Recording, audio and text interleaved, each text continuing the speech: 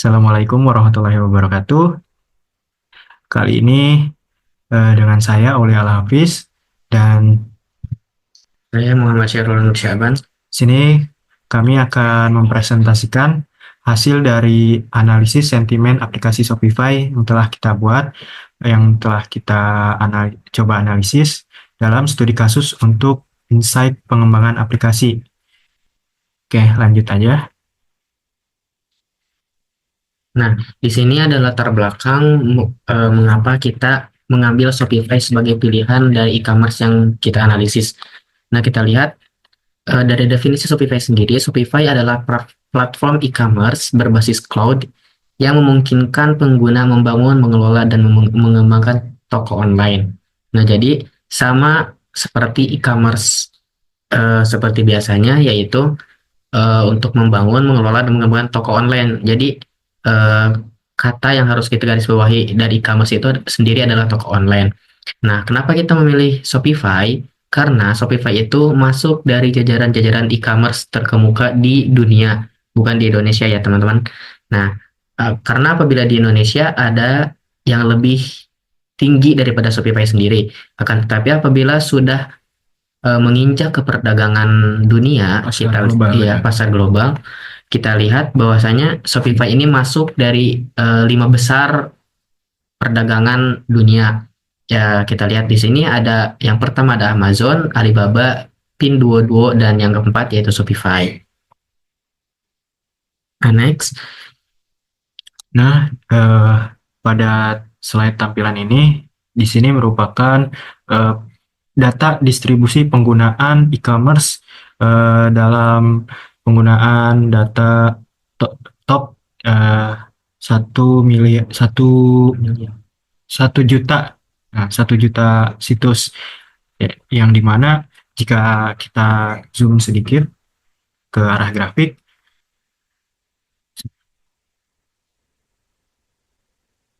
di grafik di sini Shopify mendapat nilai yang cukup lumayan, 20% ya di antara semuanya. Jadi Shopify ini sendiri sangat banyak digunakan pada pasar global, dan melalui analisis yang telah kami buat, kami di sini mencoba untuk mencari apa yang mereka suka atau apa yang mereka rasakan selama menggunakan aplikasi ini. Ya, karena pada akhirnya setiap ulasan dan review mereka itu bisa menarik kesimpulan yang ada.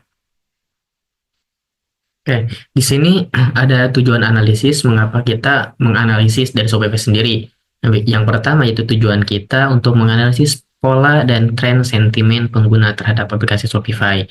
Dan juga untuk tujuan yang kedua, yaitu mengidentifikasi fitur atau permasalahan yang paling sering disebutkan. Nah, jadi yang namanya tujuan analisis sentimen, yaitu kita mengambil dari ulasan-ulasan yang berada pada komenan di aplikasi Shopify ini. Nah, yang ketiga, tujuan ketiga, menyusun rekomendasi berbasis data untuk pengembangan aplikasi Shopify ini. Oke, di sini di dalam metodologi analisis, analisis yang kita dapatkan berasal dari ulasan-ulasan dari pengguna aplikasi Shopify yang ada pada Google Play Store. Adapun kami mengambil 175 ulasan pada Google Play Store. Lalu teknik analisisnya, kita menggunakan web scraping untuk mengambil data secara otomatis, lalu tahap pre-processing, di mana ini merupakan teknik mengambil data mentah untuk menjadikan data yang bisa dibaca atau divisualisasikan. Lalu ada analisis klasifikasi sentimen yang akan kita tampilkan dengan tampilan positif, netral, dan negatif, dan visualisasi data ya. Lalu tools yang digunakan ada aplikasi RStudio, di mana itu untuk membuat visualisasi datanya, lalu Tidy Text, Dplyr, ggplot2, wordcloud, di mana di situ adalah elemen-elemen yang mendukung dalam RStudio. Lalu terakhir kita menggunakan Python untuk membuat program web scrapingnya. Oke. Nah, next, di sini ada proses pre-processing, yaitu di mana proses pre-processing ini tuh untuk memfilter dari data-data yang sudah kita ambil tadi. Nah, di mana proses yang pertama yaitu lower case, di mana kita menghilangkan tanda baca. Nah, untuk proses yang selanjutnya yaitu proses yang kedua, yaitu hapus stop word. Yang ketiga yaitu proses tokenisasi kata, dan juga proses yang keempat yaitu cleaning kata umum tidak bermakna. Nah, jadi kan tadi sudah dijelaskan oleh teman saya Hanpi bahwasanya teknik-teknik yang kita ambil. Nah, di sini adalah teknik pre-processing, di mana ketika kita sudah mengambil data-data, akan tetapi dari data tersebut kita masih harus untuk memfilternya. Tidak bisa data mentah tersebut langsung kita pakai untuk menganalisisnya. Makanya itu ada proses pre-processing ini. Nah, setelah melalui proses-proses tadi, dapatlah hasil dari analisis yang telah kami lakukan. Di sini menampilkan sebuah grafik pie chart, yaitu distribusi rating pengguna Shopify, yang dimana rating-rating dari bintang 1, rating bintang 2, bintang 3, bintang 4, sampai 5, di sini ditampilkan. Dan setelah kita lihat di sini, mayoritas pengguna memberikan rating yang rendah, ya kebanyakan di rating 1 dan 2, di mana mencapai 20% ke atas. Dan adapun di sini merupakan indikasi adanya masalah dari user experience atau fitur dalam aplikasinya. Yang kita bisa lihat dari rating 1 sampai 2 ini merupakan komentar yang emosional, banyak dari keluhan-keluhan yang mereka berikan. Lalu di rating 3 ada rating yang cukup netral, memberikan adanya ulasan yang membangun. Lalu di rating 4 sampai 5 itu banyak juga yang memberikan ulasan yang positif. Nah, tetapi teman-teman disclaimer, mengapa aplikasi Shopify ini di Indonesia khususnya? Karena kita mengambil dari server Indonesia, sedangkan apabila kita lihat di perdagangan global, Shopify ini masuk top dari aplikasi e-commerce. Akan tetapi di Indonesia, mengapa mayoritas dari hasil analisis kita ini meratingnya itu hanya kisaran antara rating bintang 1 atau bintang Cenderung negatif karena kurangnya penggunaan aplikasi Shopify di Indonesia. ya, dan juga kita lihat bahwasanya cukup susah untuk bersaing dengan e-commerce yang ada di Indonesia, khususnya kayak Shopee, ya Shopee, Tokopedia. Nah, yang gitu-gitu. Makanya itu banyak rating yang diberikan oleh server Indonesia sendiri menunjukkan rating yang negatif. Oke, yang selanjutnya di sini adalah ada distribusi rating ulasan dalam grafik batang. Nah, di sini kita lihat insight 1, pola mendekati distribusi rating pengguna. Ya, di sini polanya hampir sama seperti pola yang sebelumnya, di mana kami menampilkan dalam bentuk grafik batang. Lalu di insight yang kedua, ini memvalidasi bahwa persepsi ulasan negatif memang cukup kuat. Ya, dilihat dari grafik batang yang hampir di 40 ke atas untuk rating 1 dan kedua. Dan insight yang terakhir yaitu ini merupakan suatu tingkat dengan keluhan yang cukup tinggi dan ada potensi untuk churn pengguna atau pengguna bisa keluar dari penggunaan aplikasi ini.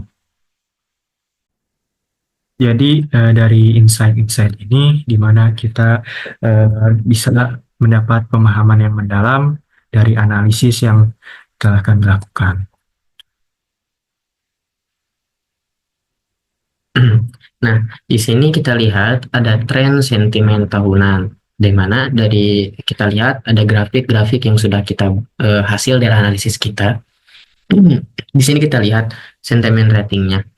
Apabila yang berwarna merah, yaitu sentimen bahwasanya si aplikasi ini dinilai dengan negatif, dan juga ada yang berwarna hijau, yaitu berarti netral, dan juga yang ketiga yaitu ada berwarna biru, yaitu memperhatikan bahwasanya hasil ulasan atau sentimen yang kita buat itu bernilai positif. Nah, kita lihat dari awal mulai sekitar 2017 di sini. aplikasi mulai balance di sini. Antara positif dan negatif itu cukup balance. Tetapi kita lihat di akhir 2017 atau menuju 2018, lonjakan yang sangat besar berada pada negatif ini. Dan juga akan tetapi di sini ada masih masih ada orang yang netral-netral saja atau di kisaran rating ulasan 3 sampai 4 bintang.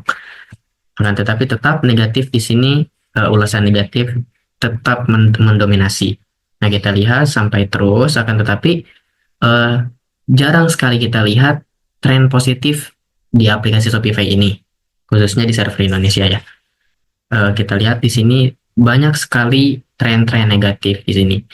Nah, puncaknya itu di antara 2020-2022 kita eh, hitung saja, lonjakannya itu ada di 2021 sampai 2022. Nah, kita lihat di sini tren melonjak yang sangat jauh sekali sampai skala 6 di sini, skala 6 sampai 7. Mungkin di sini kita bisa simpulkan faktor eksternal itu antara update pandemi atau kompetitor yang semakin bersaing semakin besar juga. Lalu dalam ulasan-ulasan mereka, di frekuensi kata ulasan yang paling sering digunakan atau paling sering diberikan pada rating ada kata slow, bug, error, isu, problem, dan lain-lain sebagainya. Ini mengindikasikan adanya masalah pada performa aplikasi ataupun jaringan pada server aplikasi tersebut. Oke, untuk selanjutnya yang di slide terakhir kita mensimpulkan dan merekomendasikan kepada aplikasi Shopify ini. Yang pertama ada mayoritas ulasan bernada negatif mendominasi. Makanya itu kita merekomendasikan untuk perlu respon cepat dari admin aplikasi Shopify ini. Dan juga dari sini kita merekomendasikan Shopify perlu meningkatkan fitur-fitur yang berada pada aplikasinya. Terus ada peningkatan untuk UI dan UX karena memang UI UX sendiri menjadi untuk sekarang menjadi skala penilaian yang sangat besar bagi user sendiri dan juga dari supportnya sendiri. Nah, analisis sentimen ini memberikan insight yang sangat berharga sebagai feedback langsung dari pengguna. Dan berikutnya untuk eh, aplikasi Shopify ini harus memprioritaskan dalam perbaikan segi performa aplikasinya dan juga harus meningkatkan kualitas dari layanan pelanggan maupun jaringan. Lalu terakhir, ya, dari Shopify sendiri harus aktif dalam menanggapi komentar buruk dan menggunakan ulasan pengguna sebagai bahan pengembangan fitur untuk feedback dari pengguna. Oke, sekian presentasi dari kami. Mungkin ada salah katanya, mohon dimaafkan. Selebihnya kami ucapkan terima kasih. Assalamualaikum warahmatullahi wabarakatuh.